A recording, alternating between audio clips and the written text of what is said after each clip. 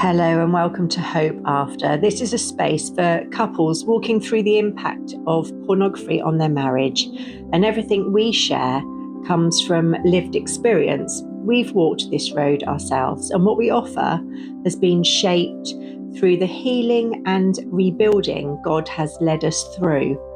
As scripture reminds us, God restores what has been broken, and we're called to walk with others as that restoration unfolds. So this isn't theory, it's truth lived out and shared carefully with you. And today we're talking about something many couples experience but don't fully understand. Healing is progressing well, behaviour has stopped, but it's those moments where everything seems fine and then suddenly something small happens and everything shifts. The warmth disappears, the connection feels fragile again, and you're left wondering, why did that feel so big? This is something we hear often. A wife might say, we were doing really well, and then something tiny happened, and it felt like everything fell apart again. It might be something as simple as seeing her husband glance over his shoulder, or waking up and noticing that he's on his phone. Or maybe a missed message, a check-in that was meant to reassure her didn't happen. And suddenly her body reacts before her mind has time to catch up. Fear floods in, tension rises, and distance returns. And for the husband, it can feel confusing, even disheartening, because what felt small to him feels very big to her. What we want to gently do today is bring understanding into those moments, not to dismiss them, not to exaggerate them, but to understand what's actually happening underneath. Because these reactions are not random, they're not irrational, they're connected to something deeper, something the body is still holding on to. After betrayal, the brain changes how it processes uncertainty. So when something is unclear, it doesn't stay neutral. It fills in the gaps, and it fills them in with the worst case scenario. Not because she wants to think that way, but because her mind is trying to protect her. Her body is asking, am I safe right now? Or is this happening again? And when there hasn't been enough consistent safety rebuilt, the answer it gives is often, something's wrong. Now, there's often a moment where you can feel it shift. It's subtle, but it's real. And inside, your thoughts start racing. Why is he looking at that? Why didn't he message me? What's he doing right now? And before you know it, you're no longer in the present moment. You're back in the place of that fear. And from the husband's side, it can feel like, I didn't actually do anything wrong, so why does it feel like I have?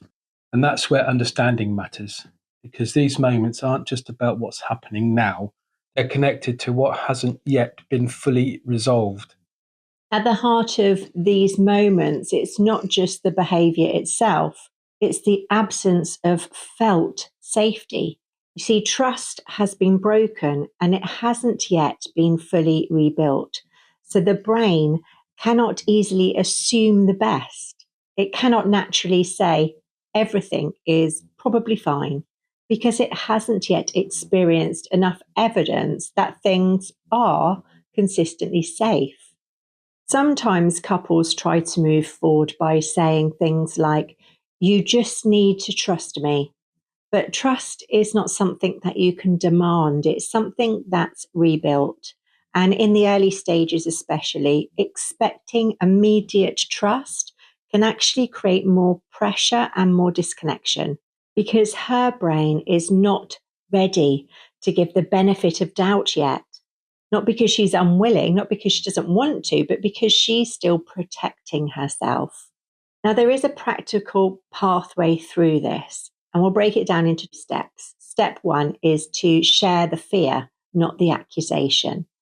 So when that uncertainty hits, the invitation is to name what's happening inside, not you're doing it again, but this is where my mind just went when you did that thing. And I felt really scared. It reminded me of.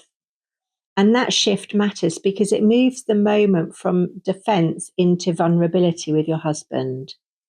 Yeah. And when that happens, the husband has an opportunity not to defend, not to shut it down, but to step toward her to say, I understand why that would feel that way. And I want to show you where I actually am. Step 2 is to acknowledge, reassure, and show. Rebuilding safety requires three things in these moments: acknowledging her experience, reassuring her with clarity, and showing transparency where needed. Not in a pressured or defensive way, but in a calm, grounded, present way. Because what her brain needs is clarity in the place where uncertainty was. And step 3 is to resolve the moment, not just the pattern. Each small moment matters because every time uncertainty is met with clarity, a small piece of safety is rebuilt. And over time, those moments begin to stack. Now, if these triggers are happening frequently, that's not failure, that's information.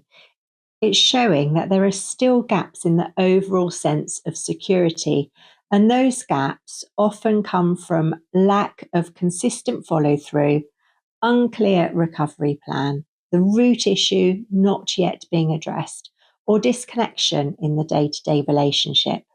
Even something like a missed check in can feel small on the surface, but to her brain, it can say something's changed, something's wrong, because consistency is what builds trust, and inconsistency, even unintentionally, can reopen uncertainty. Even closeness can feel complicated. A husband initiates physical connection, and her mind may quietly ask, is this about us, or is this coming from the same place as before? And that could be deeply confusing for both of you because even when his intention is genuine, her body may not feel safe. Let us give you an example of how this should play out in an ideal situation. For the wife, when an uncertainty comes in, when he glances over his shoulder and it makes you feel unsteady, when he's looking at his phone after you were supposed to go to sleep and it just triggers that feeling inside you again, and you begin to notice where your mind goes, try to put a name to it. Is that fear? Does it feel terrifying? Does it make you feel like your heart is sunk? Are you feeling a bit hopeless in that situation? If you can gently put it into words, put words to the fear underneath it, that's the moment to then share it with your husband. Yeah. And for the husband, when she shares that fear, can you stay present long enough to understand what she's actually feeling before trying to fix or defend? One of the most important things couples can do is move beyond reacting to these moments and begin building a clear path forward together. And that includes a shared understanding of what recovery looks like, consistent rhythms of reassurance and connection, honest conversations about what still feels unresolved, and a visible plan that brings clarity to both of you, because clarity reduces uncertainty, and reduced uncertainty brings peace. Now, I want to share a moment when this happened for me, when I felt that feeling come back. We were in bed, we'd say goodnight to one another, we'd turn the lights off. I rolled over, listened to my music, and went to sleep. And then about an hour later, I stirred, rolled over, and could see Jez was on his phone. And that initially made me think, what's he looking at? We said we were going to go to sleep. What's he doing? And suddenly I'm feeling all these feelings of fear and uncertainty and not knowing what he's doing when we said we were supposed to be, settling down for the night. And I didn't know what to do with that feeling. So I just looked at him. I don't think he even saw me looking at him. And then I rolled over again and I tried to go to sleep. But inside me, it had left me with feelings of uncertainty, feelings of I wonder what he's doing, and lots of questions that were left unresolved. When this happened later on in our recovery pathway, similar situation happened. We'd said goodnight to one another. And I glanced back, say 10 minutes later, and Jez was on his phone, and I was able to communicate with him. Jez, I just had that feeling again of that you were perhaps looking at something that you shouldn't have been. And, we were supposed to be asleep and you're not asleep. And Jez was able to tell me quite clearly. Well, Jez, can you remember what you said? Yeah, well, I can remember. I was fairly busy with work at the time. I needed to find a particular material that I was doing for this job, and I wasn't tired. I think I was worrying about this job, and I needed to research where I could get this material from, and that's exactly what I was doing. And I think I remember I gave you my phone to say, look, I'm not doing anything. I'm seriously just looking for this material for the building. And I remember giving you the phone so that you could look at it. Yeah. And also, before you did any of that, you acknowledged, I remember you saying, Yeah, see, that's the first thing. I could totally understand why you're thinking and how you're feeling. I want, to say, I'm sorry that I've made you feel like that by being away and then handing you the phone. Yeah. And I felt understood because you said, I can understand why you must be feeling like that, Joe. That would make sense. And just to hear you acknowledge my fear and to understand it and to then offer me reassurance, that helped install a little bit of that security back again and that little bit of safety back again. And it removed that fear for me.